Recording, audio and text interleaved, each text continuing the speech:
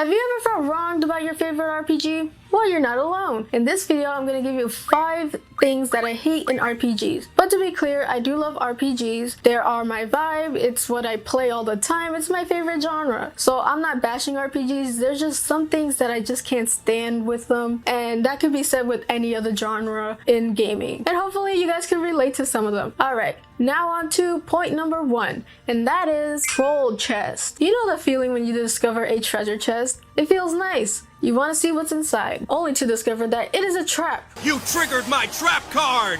Or it's empty. It's like a cruel joke from the game developers. And then these chests play with your expectation, so you always second guess yourself when you encounter another chest. And no, it's not just about the loot, it's about the emotional roller coaster that you have to go through. It's betrayal incarnate, a crime against humanity. Okay, maybe it's not that dramatic, but it still feels like a stab in the back. And no, I'm not projecting my life right now. Moving on. I can name a couple of games that do this. One is Final Fantasy VI.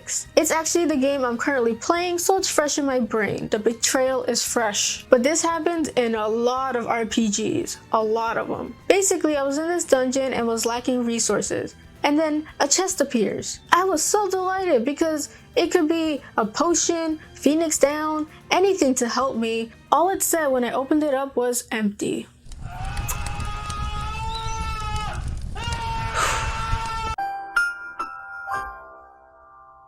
Almost as if the game was saying, you fell for it, you dumb loser. Another example is kind of different, but it's with Pokemon Black and White. Now, there are these Pokemon that look like Pokeballs. So this Pokemon is named Fungus. Instead of having a chest, you have a Pokeball you could pick up for items. And if you pick up a fungus and not a Pokemon, you are in battle with the fungus. I hated this so much in older Pokemons where it was random encounters because each step matters. So when you go out of the way to get your Pokeball through all these tall grasses and you encounter a fake Pokeball, it hurts. All of this is kind of like a big troll to you, which is why they're called troll chest. And I hate them. Now the next point is kind of like a breakup really, and that is parting shots. For those who don't know, parting shots are any hostile gestures or remarks made in leaving. It's when the enemies get the last laugh, hitting you with a surprise attack right after the battle ends. These cheap shots can be downright infuriating. Now imagine if you're beating a very tough boss, only to be smashed down by the enemy's last-ditch attack. I recall playing Final Fantasy VII for the first time. Yes, I know it's the second time I use Final Fantasy, but they are notorious for using frustrating mechanics. But anywho, I decided to fight against one of the 5 weapons. In this case, it was the ultimate weapon, and it was a really tough battle to say the least. So I managed to kill it, but it pulled off one final attack as its way to bring me down along with it. Shadow Flare was cast, and my whole party was wiped. Let's just say I wasn't the happiest camper after that one. But here's another example for you guys. I can vividly recall the final Xemnas battle in Kingdom Hearts 2, where the character was surrounded by lasers. This is more of an endurance parting shot because you have to keep pressing the triangle and X button repeatedly, a lot. And if you guys know me, I kind of suck at button mashing. I mean, I broke a controller because I button mashed too bad. Oh! God dang it, it was right there!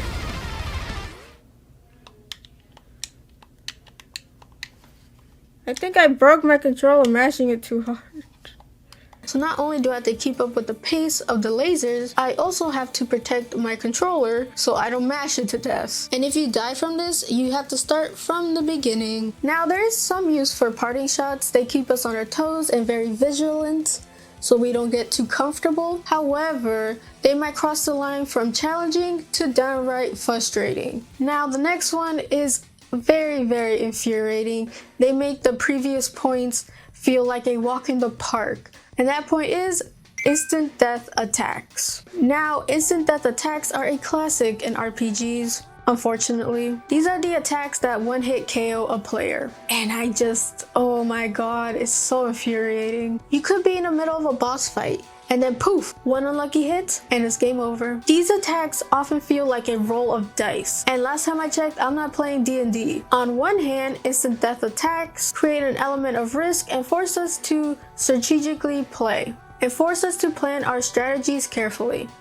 But on the other hand, it can feel really cheap and it makes the player feel powerless. Many RPGs pull this tactic off by varying degrees, which has levels of annoyances. However, one game in particular, or series, is the Shin Megami Tensei series. They use it a lot. Now their spells for one-hit KO are Hana and Mudo. Depending on your skill, the chances of a KO to your character increase as high as 40%. And it really adds dread, especially when you get to higher level demons, and then they could do Hana or Mudo on all your party members. It could be really infuriating. Now there are things that make it more fair, like you could have an item or accessory put on your character which negates any KO from Hana or Mudo, but for the most part they're really hard to find. Now I think you should choose your main character to have that accessory, because in Persona games or even Shin Megami Tensei games, if the protagonist dies, they all die. So always put the accessory on your pro tag. But that's besides the point. And another saving grace is that you,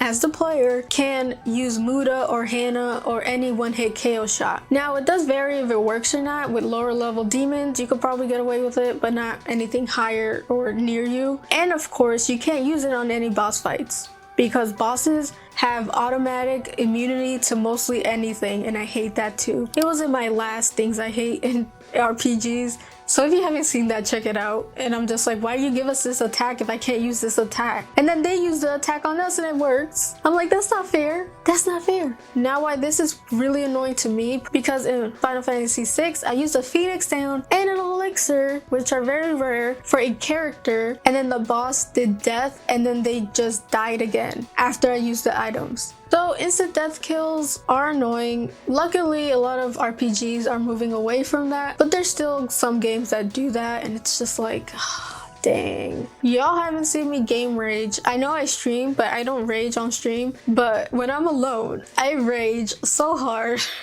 Now the next point is a topic that I've seen a lot lately on Twitter and on YouTube. It could basically be a video on its own, but I put it here, and that is quests with no substance. It is a hot topic right now. We've all encountered quests that feel like they lack substance, uninspired fetch quests, unnecessary backtracking, killing X amount of monsters, you name it. These quests often feel like filler content. They tend to bog down the gameplay and story experience. Players often encounter these quests as a form of side missions or optional objectives. I think side quests have their place in games. They just need to do it right. Now, open world games are notorious because they have to have more content, and I also understand that developers cannot focus on every side quest, but I think there's like a middle ground we could all reach. I'm all for quality over quantity, and I feel like that would help games a lot with side quests, because it feels like they're just putting it there to pad out the game time, which you shouldn't do. And one thing I always say to people, I see this a lot on Twitter, is a lot of people don't finish their games because they think they have to do the side quest. No, you don't have to do every side quest to beat the game. Just beat it. Beat the main game. Now there are side quests in every game that are important. These quests can expand the world, explore different characters, give you good items and weapons. It's just the bogging down of all the bad side quests that really just leaves a bad taste in your mouth. For example, Final Fantasy 16, I stopped doing side quests because they were really boring. Now there are some awesome side quests that expand on the story and lore, but they're like few and far in between. So I just did all the good ones and went on the main mission. That's it. And it's weird because when you start a new game, you want to keep tabs with the side quests and be on top of it. But when it gets to a certain point, everybody needs a side quest, and it gets pretty overwhelming, not gonna lie. I love Xenoblade Chronicles. It is one of my favorite games of all time, but when it came to side quests, they really dropped the ball on it. It was so annoying. The game tends to have awful side quests where you have to meet someone at a specific time or day, and on top of that, there are a ton of side quests in every area. It's like, I'm trying to save the world, but yes ma'am, I would get your groceries for you. It doesn't make any sense.